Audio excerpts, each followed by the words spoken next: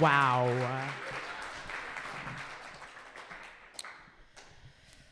So, I'm sitting in Linda's Pub. It's a bar in Seattle, Washington. And I just moved there a week ago, and I'm sitting there with my little moleskin notebook about the different places I have to go see in Seattle, Washington. And this is the last place that Kurt Cobain was seen alive. And I am just feeling so rock and roll right now. And I'm sitting at this bar. I casually mentioned to the bartender that I'm here on a small recording contract with an independent recording company, just off the cuff, And I decide that I really want to order one of those really strong local IPAs, just to get acclimated. And so he gives it to me. We have no exchange. And I take a big sip, and I start choking uncontrollably, to the point where he has to ask me if I'm all right. He brings over some water. People at the bar are concerned. It's a whole scene. And I feel like I should have thought that was a sign. But instead, my little 28-year-old heart was like, all right, I got a lot to learn about this city, and I'm going to be an indie rock goddess in this city. Sub Pop is going to fall on their knees in front of me and beg me to be on their label. So I should go out and check it out. And I dedicated every night to going out into that scene, to try to be seen and try to see other people in, what we love to do, which is music. And so, I would just catch wind of this show here, or this underground show here, or, this gallery opening here, and I would go out every night, just hoping to make a connection. And I began to realize that Seattle wasn't really the rock and roll town that it once was in the 90s. This little band called The Head and the Heart had just come out, and they were blowing up. And all of a sudden, everybody was wearing, really baggy clothing and really large glasses. And everybody had kind of like a local affectation, and everybody had a mandolin in their band, and people were, asking me where my, if I played the saw. It was, very bizarre. And I thought to myself, I don't know if these are my people, but I'm gonna damn well try. And I went to every open mic, and I did my thing, which is kind of like singer-songwriter, soul R&B kind of thing.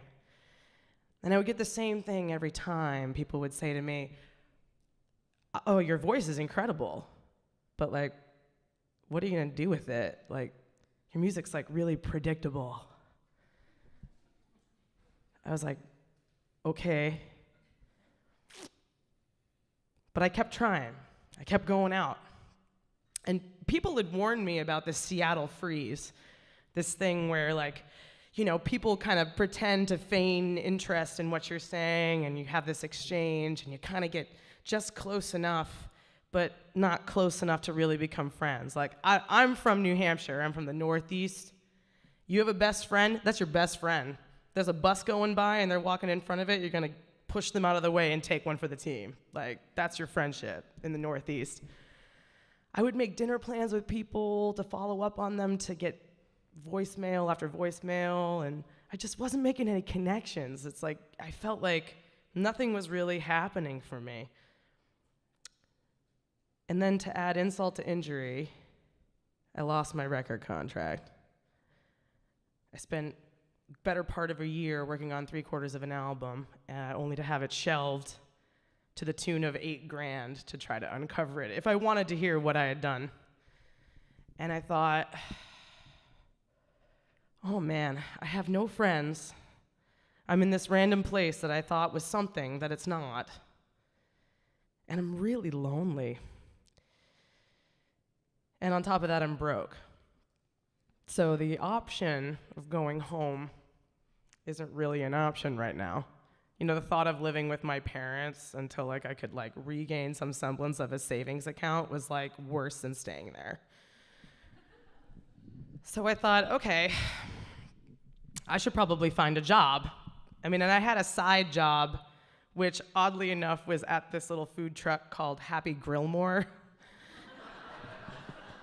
It was a burger truck, and their big best-selling sandwich was called the Chubs. It was like a double patty. But that wasn't really making me much money, so I hit the pavement once again to go out and try to get myself some kind of employment that was substantial. So I would go to these interviews, and people would ask me where I was from, and I would say Boston. And then all of a sudden, it felt like there was a wall between me and this interviewer. It was like they didn't want any transplants to be working at their locally owned business. It was really weird. So I started to omit it. I started to not say where I was from, not be as personal, just kind of answer everybody's questions, and they would see right through me. I was completely transparent. They would be like, "You're not from here, are you? Where are you from?" And then I'd say Boston, and then I knew I wouldn't get the job. Until one day, I answered this advertisement for a bartender's position at this little bar called the Old Peculiar Pub. The name says it all, right? And there I was, dressed up for an interview. I had a dress on, I had heels on. I was ready to nail this. I was like, this is the one, I can feel it. Because I got a really positive response in the email. It was like a little bit more meaty than some of the meet me here at 5 or whatever. So I get there, and it's this decrepit old green building with the ye old Dublin font of signs above it. And peculiar was spelled Pequiliar. That's definitely not how you spell that, but apparently that's how they did.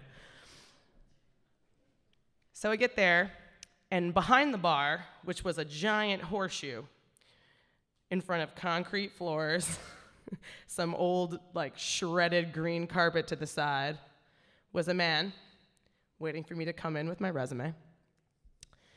And it reeked of, stale old cigarettes. Do you know that old dive bar smell where it's there's kind of a hint of vomit somewhere, and then pee and old beer sucked to the floor. And I walk in and I sit down, and I had this great conversation with Carl, my boss, essentially, who at the end of the interview said, "I really like you, Gina. I like your attitude. I think you're pretty real. I think you can handle this place." And he reaches across the bar and just slides me a key. Just like that. And trying to hide my elation, I was like, oh, I finally got a job. I can save this money. I can go home. I was also kind of perplexed. I'm like, this guy trusts me with a key to his place. I've known him for 10 minutes. And then he proceeds to show me how to open the bar, because I had to start working in my dress and heels. So first, he gives me the litany, or the ritual rather, of every single fluorescent light in the pub that I need to turn on, and in what order. There was about 25. The Bud Lights here, the Jaeger machines here, stand on the chair to get the Michelob Ultra sign. You have to open the pool table just right. You got to give it 2 punches, and then it's open. There's a lot of idiosyncrasies about how to make this little place, what it was. He also showed me the bar log. He's like, this is the bar log. In here is everything that's happened throughout the past couple of months. Everybody writes a little something in the bar log at the end of the night. Just make sure you keep me updated on everything that's happening in here. And I'm looking at this thing, and it's like, Bill got in a fight with Bradley again, and I had to take Dave's keys, and this, that, and the other thing. Saw a puppy behind the bar last night, tried to hit it with the bat, couldn't get to it. Puppy? What's a puppy, Carl? Oh, that's our code word for rat.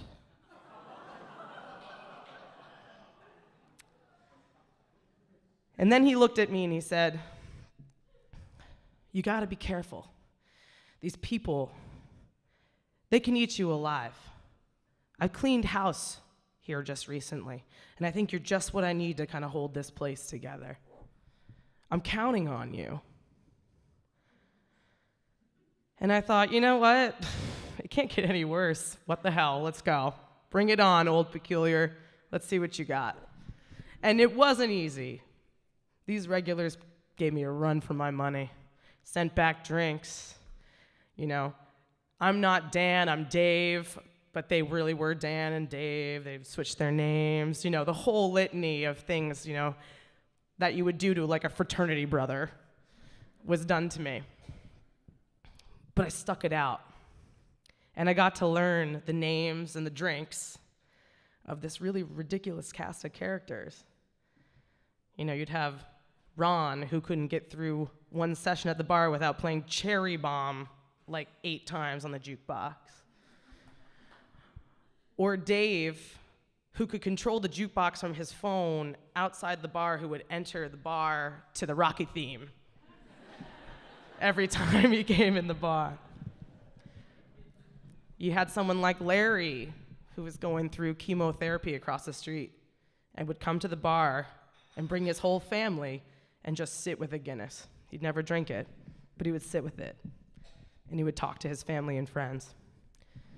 You had someone like Danielle, who I think her only moment of peace was to come in and have a big tall beer and put about $10 in the Mega Touch machine before she had to go pick up all 3 of her kids from various practices. And these people were different. They started to ask me, did I have any siblings? Where was I from? How was my day? And I thought to myself, oh my God, I found my people. I found them. And I'm the ringleader of this really bleeped up circus that is like happening in these little 4 walls of this nasty old bar. And, you know, it just became clear that you can't go into any sort of new embarkment of your life with expectations, because you never know really what you're going to learn from that experience, or what you thought you were going to learn turns out to be not what you got out of it at all. And these people, they took me out to dinner. They remembered my birthday.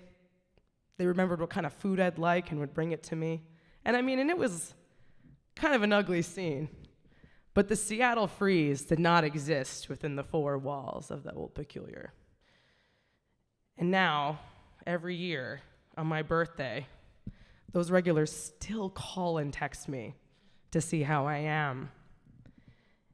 And although the scene of of Seattle, Washington, didn't accept me for who I was, or didn't want to hear who I was, these folks really saw me for who I was. Thank you.